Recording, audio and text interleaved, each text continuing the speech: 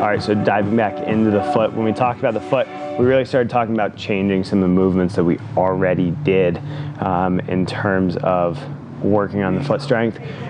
Talk about compressing and expanding the foot, because if we're in a position where we can sit there, right, we can make our foot compress it, right? It's a little hard to see in socks, but compress and expand the foot as a way to then be able to modify some of our exercises to then strengthen it, right?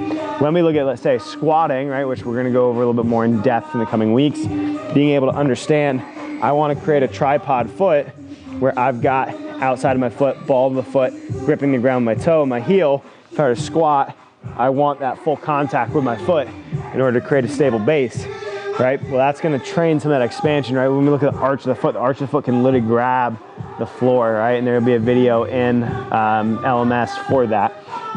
When we look at then trying to then just modify some of our exercises, one, keeping an active foot when we squat is great, but let's just say we wanna train and hold the foot a little bit more rigid and strengthen the foot and the calf to be a little bit more functional, a little bit stronger. We just take some of our exercises. We did a split squat where we just take a knee and come back up. Well, now all I can do is just elevate a foot, and all I'm gonna do is just kind of get the ball of my foot on an elevated surface. It can be a weight plate, it can be a aerobic step, doesn't matter, but I'm gonna grab the plate with my toe, gonna leave my heel hanging, but I don't want it to drop below, so I don't wanna relax my foot and drop below that elevation. So I'm gonna lock in that toe. It's just the same movement.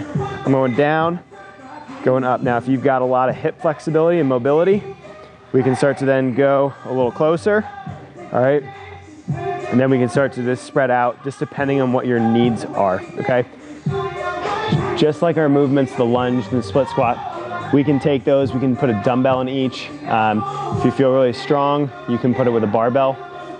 The other thing we can think about is then doing some of those calf raises. When we talk about things working as a system, we can start to take these movements, we can start to isolate different things out of them. So we can take that calf, right? When we look at just doing a standard calf raise here, we're also getting a little bit of our posterior chain and getting our hamstrings, because they're trying to keep that leg from totally locking out totally straight.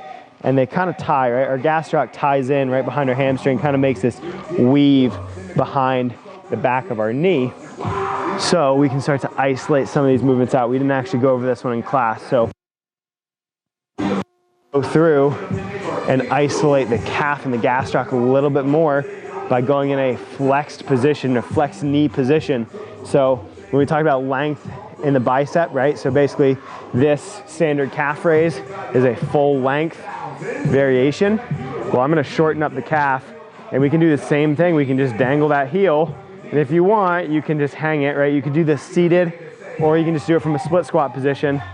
But getting down in this position and doing a calf raise in that position is gonna help you move and train that gastroc in a shortened state, okay? So that's just simply how we can do. Now we can also just hold these movements, right? When we talk about isometric contractions, a lot of what the foot does is it just holds tension. So if we get in this position where we basically force the foot to not break and to not give way, what ends up happening is we can literally just hold that position if we wanted to, and we kind of showed it in class, pushing down on a and just holding that position where we don't let that heel drop. Because what we're trying to do is compress the foot and make it really, really rigid in order to understand, in order to see what's going on in the foot. That's going to allow us to then perform a little bit better.